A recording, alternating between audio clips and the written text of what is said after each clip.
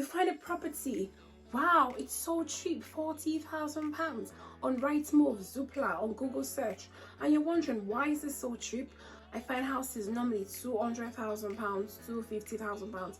How come this one is just £50,000?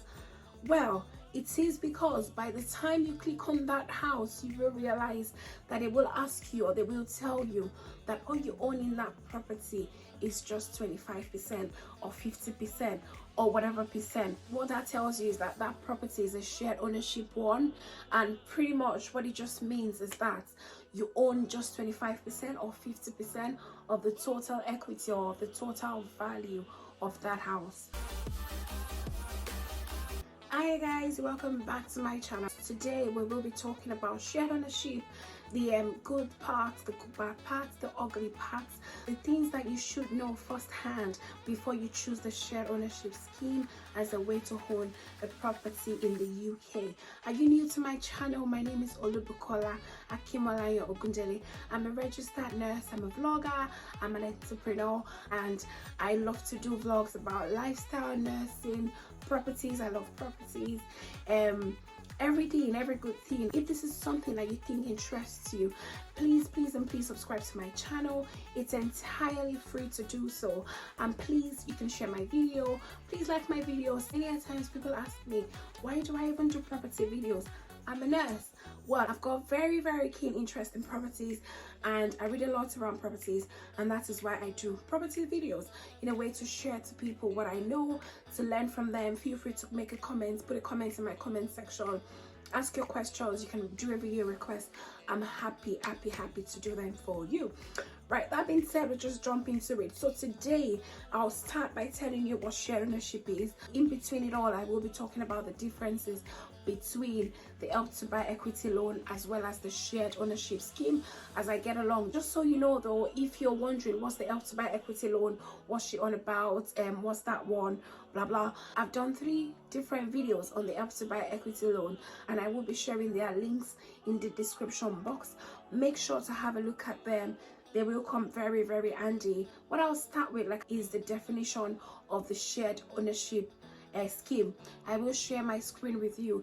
You will see on the government website what this ownership scheme is, who is eligible to use it, and the other bits and bobs that you should know before we then go into the pros and the cons of the shared ownership scheme.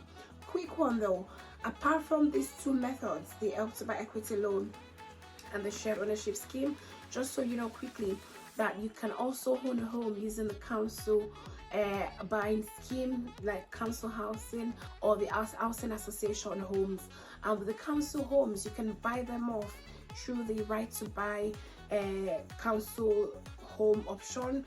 That is, you buy away or you buy off your council home, or the right to acquire. So through the right to acquire means or method, you can buy off your housing association home that you acquired through the housing association, and those are the ways to buy. But just so you know, you're wondering, is this open to me? This is a question as an overseas nurse, because I am an overseas nurse, or international people that have come into the UK. You're wondering, which one can I safely buy? Because we all know that whilst on a visa type, you're not allowed to do a few bits and bobs, because it would mean that you're breaking the rule. You know, you don't have recourse to public funds. So which of them is a public fund?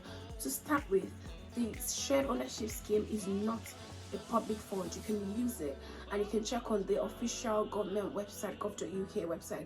You will see that it is open to all, in as much as you're a UK resident.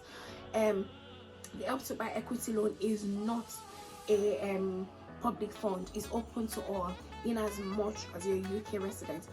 But the council housing scheme, as well as the housing association homes, is for those that are here permanently, like those that have got their indefinite leave to remain, or they are British nationals already, or those that were born and bred here, the Britons themselves.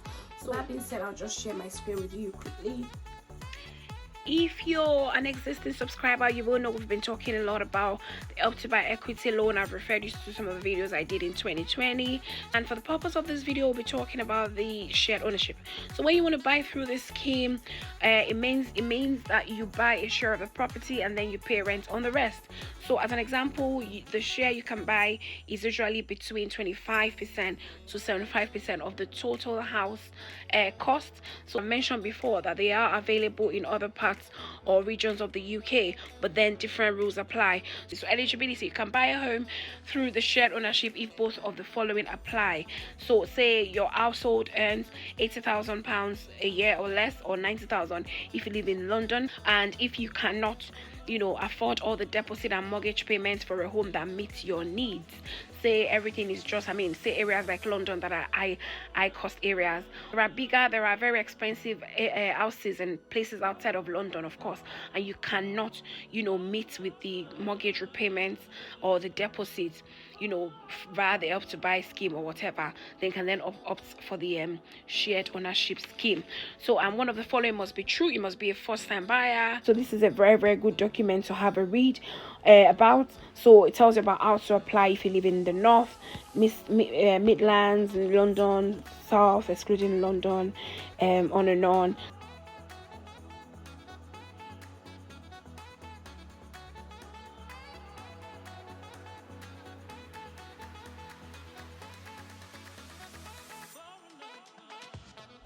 Right, so you're welcome back to my face. So running into it quickly, what it then means is that, say, typical example, practical one, a house is being sold at £200,000. What you then do with this scheme is that the mortgage advisor takes all of your criteria, checks your affordability and everything to be able to borrow money from the bank. After they've done that, all you will pay is 5% of the total £50,000. Obviously 5% is just what, £2,500. That is all you need to put down as a deposit towards that house with regards to the 25% share that you want to own. The bank then pays the remaining 95% of the £50,000. You have to take into account other things like the rent. Now you're living in a whole house worth £200,000, but yourself and the bank have paid just £50,000.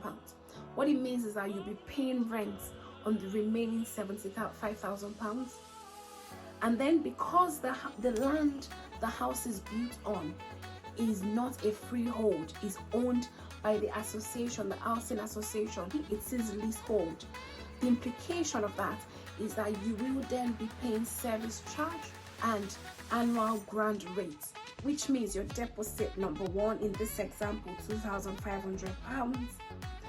Your rent, they will work it out for you, which is your rent that you're paying on the remaining 75% of the total house worth, which is in this example 150,000. So then you will pay annual ground fee or charge. They'll let you know, they'll work it out. You then pay service charge as well. Why are you paying the last two?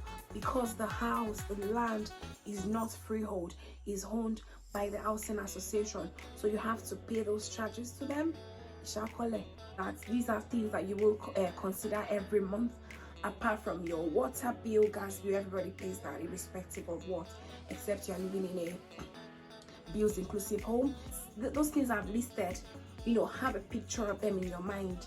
And remember, the mortgage advisor that will help you source for banks that will loan you money, you will of course pay them. If they are independent mortgage advisor, like I said in my previous video, you don't have to necessarily pay them. What's the English we use for them now? So for those ones, you will definitely pay them for their charge, and their charge is often from £450 and above. You pay the solicitor your 5%. You don't give your 2,500 to the bank directly or to your mortgage advisor. No, you pay it to the solicitor's company. They serve as an intermediary that I know of, that I've always known of. They then pay to the house owners, the association, housing association. So those are costs that you will most likely incur, apart from buying chairs, buying TV, buying pots, buying cutleries and stuff into the new house. Then quickly let's run into the pros and then we'll hit the cons. Stay tuned. So the first advantage that I like to think of about this is you are on the property ladder. I mean, irrespective, you still own a home. You are not totally renting. You are off a man's property.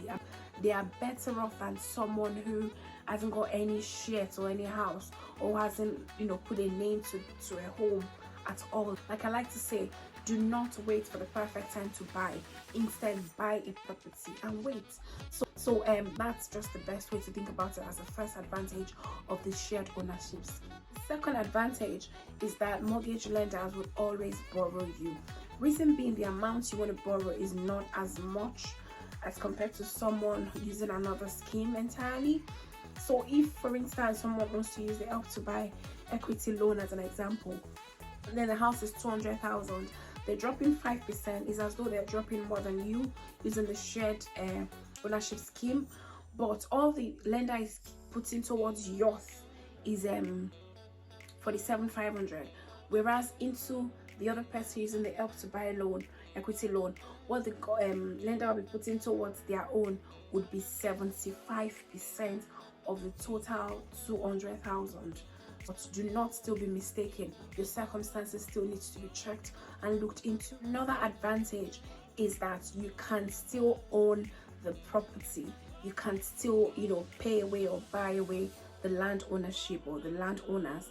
You can still pay them away, and it's called the staircasing method.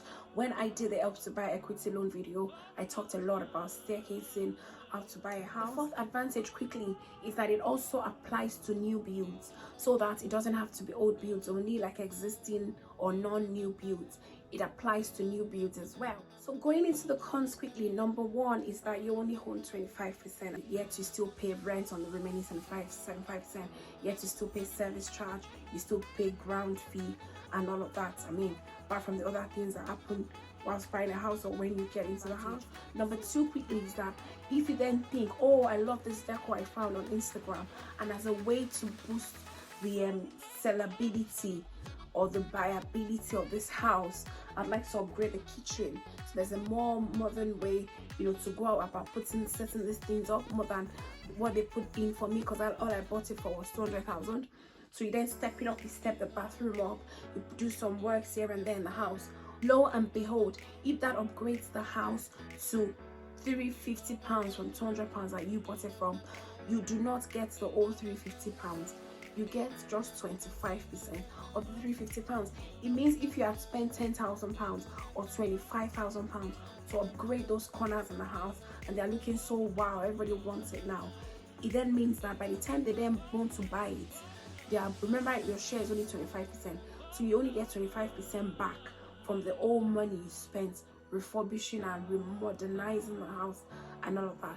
That's another disadvantage. Number three disadvantage is that if anything gets spoiled, say the boiler stops working or something breaks, and ideally if it was a rented house, you call the landlord, or if it was your own house, okay, I'll ring home insurance or whatever. In this kind of scheme, even though the whole house is not yours, they do not ask you about what you've paid towards refurbishment or repair. They don't say, okay, 25% of the repair is yours, we'll take the remaining 75%. No, when it comes to damage, you pay for everything. Number four con, if I'm right with that counting, is that they are often harder to sell. So oftentimes you cannot rent them out to start with. So you can't rent them out because remember, all you have in it is just 25% or maybe 50% or 75%. But whereas with the Help to Buy scheme, in as much as you've paid away the government somehow through any means that I've mentioned in my other videos, that I'll put the link in the description box, you're allowed to sell away. Do you understand? You can then change the kind of scheme from Help to Buy, because remember you've paid the government away. You then make it a buy to let. You change, there's a way the banks then change your terms and your agreement. They then change it to another name, buy to let, buy to rent, and then it makes you free to do what you like. Say run to buy another one, or then buy another one and then rent it out as well. So and do what you like. But with this one, you can't rent it out. And if you want to sell it out, all you get is 25% of what you're selling or 50% of what you're selling, depending on what your share of the property is at the time of sale.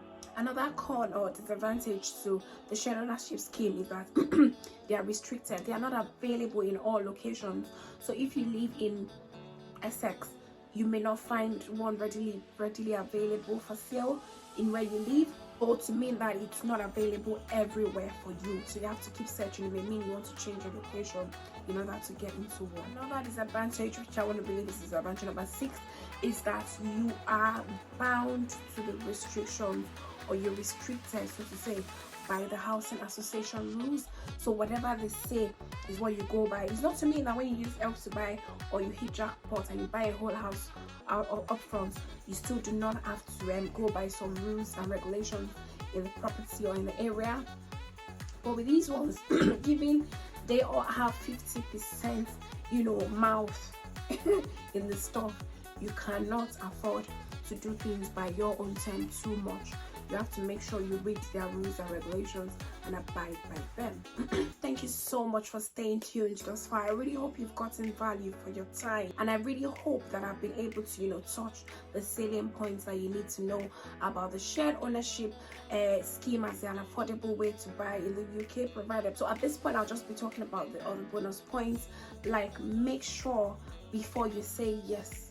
Number one thing, before you say yes to the shared ownership scheme, you know what the service charge is, you know what the ground fee charge is, and then you know what your rent is. All of these 3 things become your monthly repayment to the housing association, apart from your mortgage repayments that you've got to pay back to the lender, which is the bank. Also make sure that your mortgage lender allows shared ownership. Remember that what these banks want differ, so make sure. Bonus point is that you need a memorandum of sale from the housing association. So it may not make sense to you now, but when you get to that bridge, remember you noted to ask them documentation from the housing association advising the purchase price, your monthly repayments, what you're paying on rent, and the other things we mentioned earlier. That way your mortgage advisor can advise you better. I will end this video here. I really hope you've gotten value for your time. If you have, please hit the like button, and please share this video and subscribe to my channel if you haven't. It promises to be a very entertaining and very educative channel. Are you a nurse? Could you tell me where you're watching from? Well, I'm in Newcastle, Gosford area. Where are you working from? Where are you watching from? Are you a student, an international student? How is uni treating you? Where are you watching this from? What are your plans? Feel free, make friends in the comment section. In the comment section, feel free to inbox me your questions. Take care of yourself. Till we see you again, take care.